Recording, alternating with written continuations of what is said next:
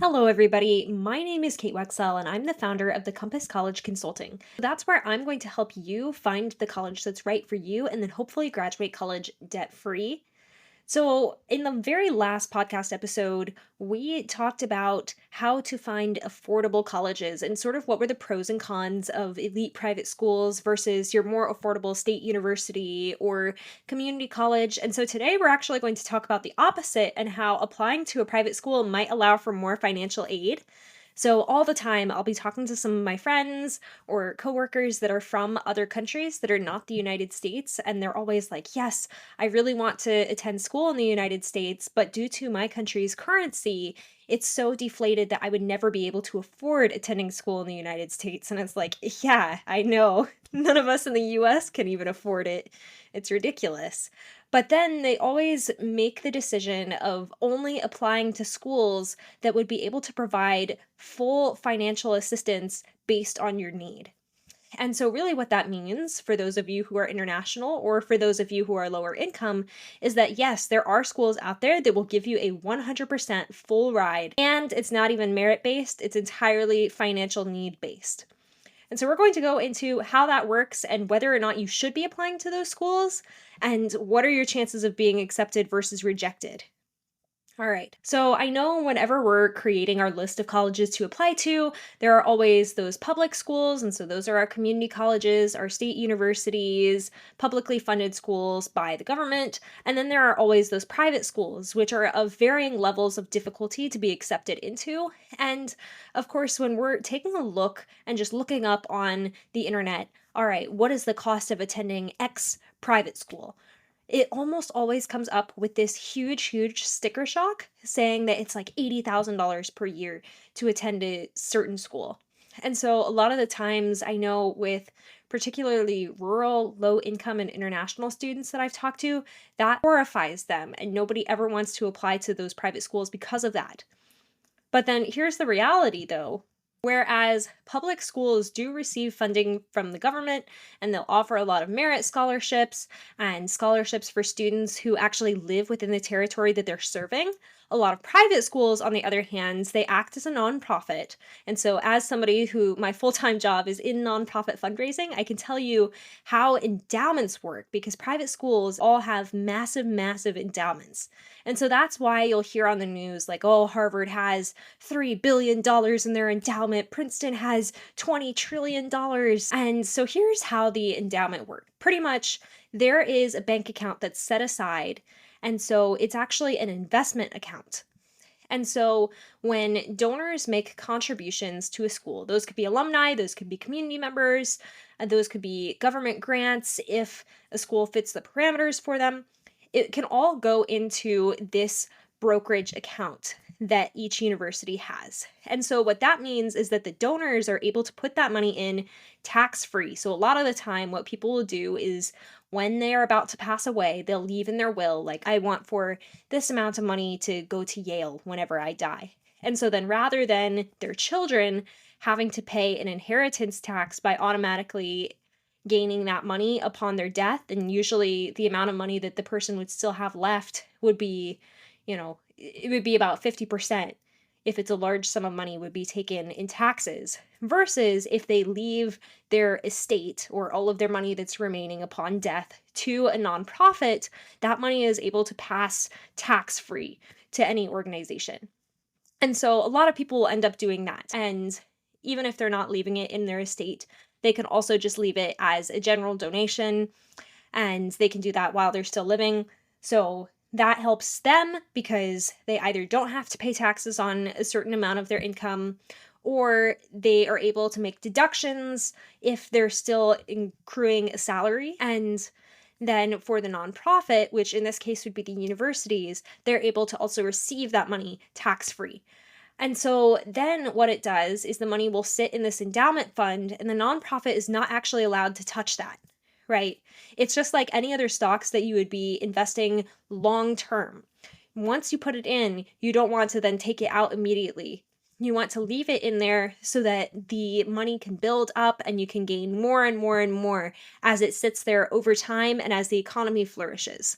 And so then how endowments actually work is usually about 4 to 5% of the interest gained from an endowment each year in the account is then used for operating costs. So yes, Harvard might have billions of dollars, however, they can't necessarily access it. So they're only receiving the 4 to 5% of interest that is gained each year. However, that's usually still a huge, huge chunk of money. And what private schools end up usually doing is they'll actually use some of those funds from their endowment's interest to provide generous financial aid packets. So now that you just heard everything about nonprofit finances and exactly how it works, and you were super, super confused, the bottom line is just some private schools that have large endowments, they will be able to offer these full ride scholarships to students that will help cover that cost. So even if the sticker price says $80,000, depending on your financial situation, your cost to attend might actually be $0 in reality. And so then what makes this different? Well, let's just go back to the fact that I said earlier. So, with state schools, a lot of the times you can be given automatic merit scholarships to help cover the cost. Because let's say that a state school is closer to about $40,000 rather than $80,000 like a private school. Well, even still, $40,000 per year is a lot. You're looking at over $150,000 of debt if you have to pay all of that. So a lot of state schools, they will offer automatic scholarships based on, are you actually a student that has lived and grown up in that state? And bam, your tuition might be reduced to only $5,000 per year. Are you a great athlete? Well, then, bam, you might have a free tuition. Are you a great artist? Did you have a good GPA in high school? Did you get certain ACT or SAT test scores?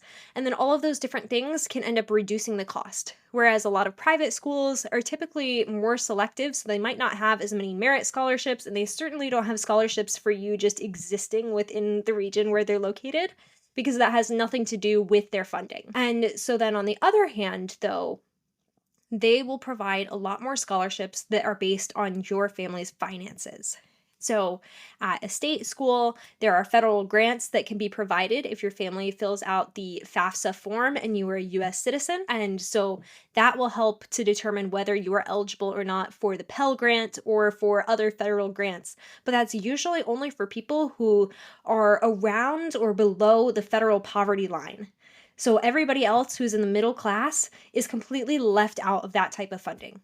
Meanwhile, at a lot of private schools, for example, at Stanford University, I forget what it is exactly, but it's somewhere between 120,000 or 150,000 US dollars is the cutoff for a student's family to actually receive full tuition to attend. Right. So that's a whole lot better than looking at the federal poverty line. And so then how do you actually know if you qualify for that and which private schools actually will cover 100% of your demonstrated financial need? Well, that is more on a case by case basis.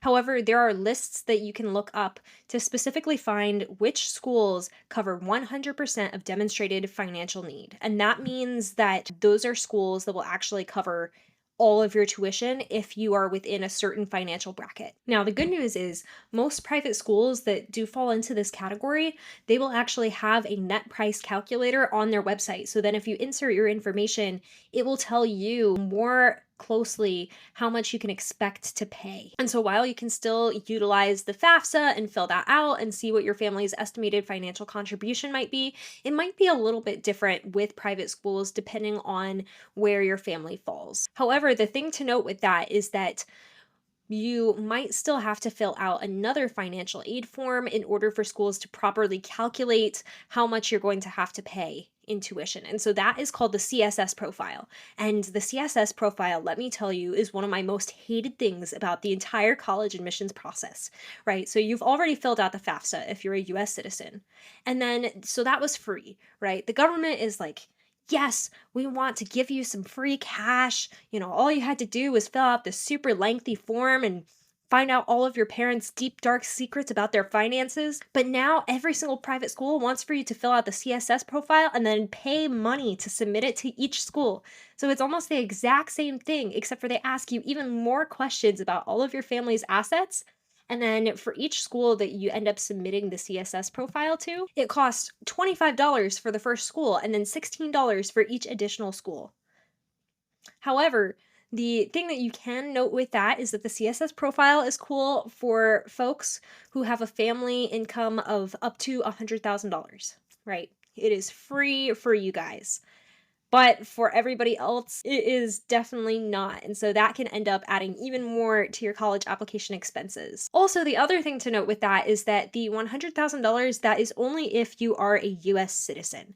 So everybody else who's applying from other countries and who is an international student, that will also not help you. And so these huge application fees are just going to be weighing down. So then, okay, let's put this into practice and actually compare two examples of students from different backgrounds and see what would actually benefit them more. So there is a student from a middle class US household. Their family has an approximate income of about $150,000 because both parents have been working. They're about mid career, so each of them is making about $75,000. They're doing okay. They have another sibling. And so they have applied to both private schools and public schools. And so at the public schools, they've been offered in state tuition, they've been offered a merit scholarship for their good grades. And so, all in all, tuition ends up being reduced from about $40,000 as a sticker price down to about $10,000 per year. And so, this first student is feeling pretty good about that. Then they end up applying to a couple of private schools. Now, $150,000 is usually out of the range where a student can still be considered for full financial aid. So they applied to some big private schools, and these private schools pretty much solely relied on the family's estimated financial contribution from the FAFSA. And so this family was going to be charged about $40,000 per year to attend a private school. So now this student is sort of looking at, well, I could pay $10,000 to go to this public state school, or I could be paying $40,000 per year to go to a private school. Clearly, student one is going to choose the public school. Now, let's look at a second student. So, this student comes from a rural family, and the family makes about $75,000 total every single year. So, they apply to a state school and they apply to some private schools. Now, let's say that they had the exact same GPA, they lived in the exact same state, applied to the exact same state school as student number one. So, they, of course, also gain the in state tuition. They gain the merit scholarship for their good grades in high school, and they have been given $10,000 as their overall cost for each year at this state school. Meanwhile, they applied to a private school that provides full demonstrated need. So, since this student had a family income that was within the bracket of income ranges that these schools are considering to provide full tuition, this student will get to go to this private school for a whopping total of $0. So obviously, this student is going to choose the private school. So then, what's the caveat? Well, for international students, most of the time it's just slightly different. So, if say that an international student wants to apply to a private school that meets full demonstrated financial need, that still applies to the international student. You don't have to be a US citizen to actually take part in that. But there is one more thing that international students need to be aware of that US students don't in this case. And so that is whether a school is need aware or need blind. And so what does that mean? Well, as I said earlier, in order to apply for financial aid at private schools, you usually have to fill out the CSS profile, which is like a more expensive FAFSA with pretty much the exact same information. However, what that means is that these private schools can see all of your family's financial information.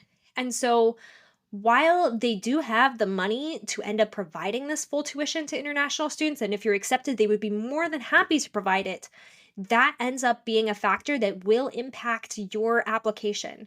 So, a lot of international students end up being rejected from private schools if a private school identifies that your family would not be able to provide a substantial percentage of the tuition. So there are still people who are lower income and really do need that financial assistance from other countries who apply to private schools and they get in because those schools are still looking for a diverse student body. However, you really, really need to be aware of that and know that significantly reduces your chances of being accepted. And so that's why, even though I have these amazing friends in other countries who have tried to apply to undergraduate programs in the United States at some of these very elite, private, full demonstrated needs schools, many of them have been rejected because the odds are just not in your favor, unfortunately.